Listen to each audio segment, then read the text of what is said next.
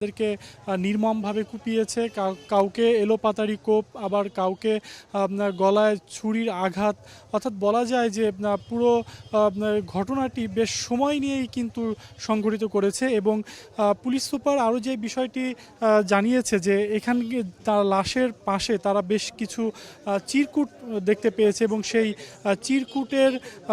চিরকুটের যেই ভাষা ছিল, চিরকুটের যে লেখনী ছিল, সেটির ওপর ভিত্তি করে পুলিশ প্রাথমিকভাবে ধারণা করছে যে এই যে হত্যাকাণ্ড, এখানে পরকীয়ার একটি কথা রয়ে যাচ্ছে এবং তাছাড়া আর্থিকভাবেও কিছু লেনদেন হয়েছিল সেটিরও কিন্তু অভিযোগ করছে। অর্থাৎ অপরদিকে কিন্তু যে নিহত হয়েছে সেই নিহতদের পরিবারের পক্ষ থেকে কিন্তু বলা হচ্ছে যে যিনি হত্যা করেছেন, যে অভিযুক্ত, তার বিরুদ্ধে যে সে টাকা চেয়েছিল।